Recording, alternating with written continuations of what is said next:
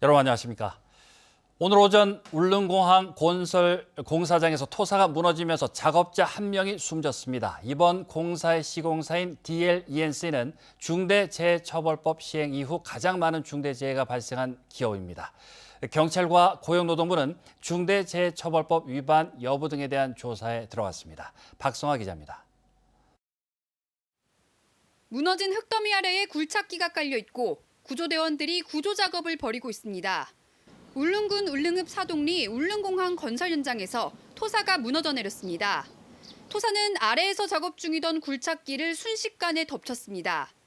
구조대가 1시간 넘게 구조 작업을 벌인 끝에 매몰된 굴착기 안에 있던 60대 하청 노동자 한 명을 구조했지만 이미 숨진 상태였습니다. 저희가 도착했을 때는 그 포크레인 팔 있지 않습니까? 그게 일부 드러나 있는 상태였고 구조 작업이 진행되고 있는 중이었습니다. 구조가 완료됐을 때는 이제 사후 강직이 와 있던 상태였고요. 무너진 토사는 해발 198m 높이의 가두봉을 깎아내 바다에 매립하기 전 쌓아둔 토사로 최소 수백 톤에 이르는 것으로 추정됩니다. 시공사인 DLENC에서는 중대재해처벌법 시행 이후 지난해까지 7건의 중대재해가 발생해 모두 8명이 숨졌습니다. 중대재해처벌법이 시행된 뒤 단일 기업으로는 가장 많은 수치로 지난해 국회 산재청문회에 이해욱 회장이 증인으로 출석하기도 했습니다. 저희 임직원 분들과 지금 지적해 주신 거 이상으로 저희가 심사숙고해서 말뿐만이 아닌 뭔가 변화를 한번 만들어 보겠습니다. 경찰과 고용노동부는 정확한 사고 경위와 중대재해처벌법 위반 여부 등을 조사하고 있습니다. MBC 뉴스 박성아입니다. 울릉군의회가 10월 25일을 독도의 날 기념일로 지정하는 조례안을 제정했습니다. 지방자치단체 차원에서 처음으로 독도의 날이 제정된 건데 전 국민적인 영토 수호 의지를 다지기 위해 지자체 차원의 기념일 외에 국가 법정 기념일로도 조속히 지정돼야 한다는 목소리도 있습니다. 김영일 기자가 보도합니다. 울릉군과 울릉군의회가 올해부터 매년 10월 25일을 독도의 날로 지정해 기념하기로 했습니다. 울릉군의회가 5월 7일 열린 임시회에서 10월 25일을 독도의 날 기념일로 지정하는 울릉군 독도의 날 조례안을 의원 전원 찬성으로 통과시켰는데 독도의 날 행사와 관련된 예산과 경비를 민간단체에 지원할 수 있도록 규정하고 있습니다. 울릉군민을 비롯하여 대한민국 전 국민, 나아가 전 세계가 독도의 날을 기념할 수 있게 되길 기원합니다. 대한제국이 1900년 10월 25일 칙령을 통해 독도를 울릉도의 부속 섬으로 명시했는데 민간단체 차원에서 독도 수호대가 지난 2000년 처음으로 독도 수호 의지를 널리 알리기 위해 10월 25일을 독도의 날로 제정해 기념하기 시작했습니다. 이후 국가의 법정 기념일로도 지정해야 한다는 목소리가 높아졌고 지난해 더불어민주당 이재명 대표가 법정 기념일 개정안을 발의하기도 했지만 지금껏 현실화되지 않고 있습니다. 이 10월 25일이 역사성도 굉장히 중요하고 이 역사성을 가지고 이제 일본의 주장을 반박하는 근거도 되기 때문에 국가 차원의 법정 기념일로 지정되었으면 하는 게 우리의 바람입니다. 일본의 독도 영유권 주장과 역사 왜곡이 갈수록 심해지는 가운데 전국 지자체 가운데 울릉군이 처음으로 독도의 날을 제정하면서 독도 수호에 대한 국민적 관심도 커지고 있습니다. MBC 뉴스 김형일입니다.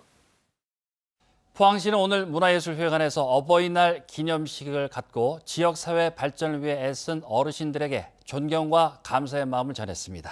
어려운 환경 속에서도 자녀들을 올바르게 인도한 장한 어버이와 효행자, 노인 복지 발전에 기여한 유공자 등 33명이 표창을 받았습니다.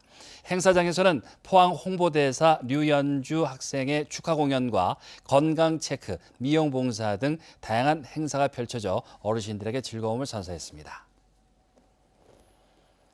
지난 1월 개 식용 종식 특별법이 통과됨에 따라 3년간의 유예 기간을 거쳐 2027년부터는 개 식용이 전면 금지됩니다. 하지만 정부가 입법 4개월이 지나도록 생계가 달려있는 개 식용업자들에 대한 구체적인 지원 대책을 내놓지 않아서 지역에서도 불만이 커지고 있습니다. 엄지원 기자입니다. 개고기 식당 서너 곳이 모여있는 안동 신시장 안 보신탕 골목. 상인들만 오갈 뿐 골목이 한산합니다. 정부가 2027년 개 식용을 금지하기로 하고 올 초 특별법이 통과되면서 손님들의 발길이 한층 더 뜸해졌습니다. 개 식용 종식에 따른 행정 절차로 개고기 식당과 사육농장, 도축업소 등 개 식용업자들은 지자체의 영업신고에 이어 오는 8월 5일 석 달 내로 전업 또는 폐업 이행계획서를 내야 합니다. 기한 내에 제출하지 않으면 지원 대상에서 제외될 뿐만 아니라 최대 300만 원 이하 과태료가 부과되는데 상인들은 막막함을 감출 수가 없습니다. 정부가 지원 대책의 구체적 로드맵과 예산 규모조차 아직 내놓지 않으면서 폐업 준비를 할 엄두가 나지 않는다는 겁니다. 하나도 없어요. 근데 딱 우리가 알고 있는 거는 폐업을 하게 되면은 보상이 있다. 이것만 알고 있어요. 보상이 어느 정도 규모라던 없어요. 경북 지역의 개식용 관련 업소는 식당 118개소를 포함해 모두 380여 개소. 경기도에 이어 전국 두 번째로 규모가 큽니다. 경상북도는 개식용 종식 TF를 구성해 업자들의 전업을 유도하겠다는 계획이지만 수십 년을 이어오던 업을 바꾼다는 건 쉽지 않습니다. 찜닭을 바꾼다든가 아니면 염소를 바꾼다든가 이제 이런 거를 이제 제시를 하죠. 하나 우리가 지금 배워서 한다는 건 조금 어렵지 않나. 그러니까 우리를 어쨌든 대책을 마련해 주셔야 됩니다. 주무부서인 농림축산식품부가 사육장 면적당 사육 마리수에 비례한 보상 등 사육 농장에 대한 대책은 가닥을 잡은 반면 식당과 도축 유통업소에 대한 지원책은 논의조차 시작하지 않은 것으로 알려지면서 우려의 목소리가 커지고 있습니다. MBC 뉴스 엄지연입니다. 경주시는 지난 3월부터 지난달까지 5차례에 걸쳐 간포 일대에서 유기된 고양이 7마리를 구조했다고 밝혔습니다. 구조된 고양이들은 아메리칸 쇼트헤어 등 고가에 거래되는 순종묘로 발견 당시 영양 상태가 불량했고 모두 중성화가 되지 않아 번식묘로 추정됩니다. 경주시는 버려진 품종묘가 더 많을 것으로 보고 인근 CCTV 화면과 목격자 진술을 확보해 경찰에 수사를 의뢰했습니다. 정보기술을 접목한 지능화된 농장인 스마트팜이 청년들이 미래를 걸고 도전할 분야의 하나로 떠오르고 있습니다. 청년 유입과 소득 증대로 농촌 소멸을 막는 대안으로도 주목받고 있습니다. 김건엽 기자입니다. 의성에서 스마트팜을 하고 있는 김은선 씨는 사과농부에서 변신해 딸기를 재배하고 있습니다. 2년 전 스마트팜 교육을 받고 지난해 800평 규모의 스마트팜을 조성했습니다. 이제 사과 때보다는 힘도 많이 덜 드는 것 같고 올해 스마트팜으로 첫 수확을 했는데 생각보다 수확량도 괜찮고 이제 가격도 괜찮았어요. 이제 내년 목표는 한 1억 넘게 하는 게 목표고. 스마트팜 창농을 준비하는 예비 농업인들이 스마트 농업 지원센터에서 교육을 받고 있습니다. 딸기 같은 경우에 광합성을 하기 가장 적정한 온도는 20도 내외. 딸기의 생장 과정과 생육 환경에 대한 이론은 물론 실습장에서 딸기를 직접 살피고 스마트팜 조작과 운영 방법도 배웁니다. 딸기 스마트팜이라는 게 굉장히 매력이 있다는 걸 느꼈어요. 아무래도 금전적으로도 조금 더 다른 타작물보다는 단가가 많이 높고 국내 주요 시설 원예 농가의 스마트팜 도입률은 1.48%. 정부는 2027년까지 스마트 농업 보급률을 농업 생산의 30%까지 높이기로 하고 교육과 지원을 대폭 확대할 계획입니다. 2027년까지 150개소를 목표로 추진하고 있습니다. 앞으로는 농촌진흥청에서 노지, 그리고 식물공장, 그리고 유리온실 등 다양한 유형으로 제공할 예정입니다. 스마트팜을 도입하면 생산성은 23% 이상, 농가 소득은 22% 이상 증가하고 노동력은 10% 이상 절감됩니다. 스마트팜이 청년 유입과 함께 농가 소득을 늘리며 소멸을 막는 해법이 될지 주목됩니다. MBC 뉴스 김건엽입니다. 지난 2월과 3월 포항 영일대 해수욕장 백사장에서 잇따라 발견된 인골은 실종 신고된 50대 여성으로 확인됐습니다. 포항해양경찰서는 DNA 검사를 통해 인적 사항을 조사한 결과 지난 1월 21일 실종된 50대 여성으로 영일대 해상 누각으로 들어가는 모습은 CCTV로 확인됐지만 나오는 모습은 확인되지 않아 실종 경위에 대해 수사하고 있다고 밝혔습니다.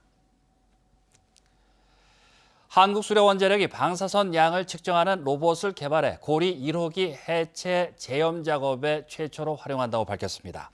자율비행 로봇은 카메라와 방사선 센서, 3D 라이다를 통해 방사선 양을 측정할 수 있고 온도와 습도, 가습 센서가 추가된 지상 로봇을 활용하면 위험구역 모니터링이 가능합니다. 한수원은 고리 1호기 해체 작업에 이어 안전한 원전 해체 등의 로봇 활용을 확대하기로 했습니다.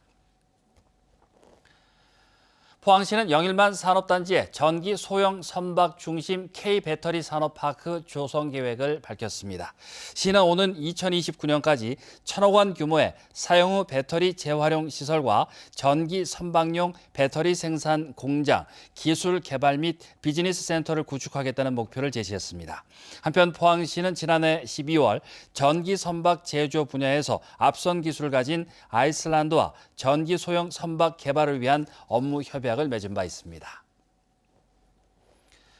포항 남부경찰서는 식당에서 음식을 먹고 상습적으로 돈을 내지 않은 혐의로 60대 남성을 구속했습니다. 경찰에 따르면 이 남성은 지난달 14일 포항시 남구의 한 식당에서 음식과 술을 먹고 14,000원을 계산하지 않는 등 음식점 두 곳에서 상습적으로 음식값을 지불하지 않은 혐의를 받고 있습니다.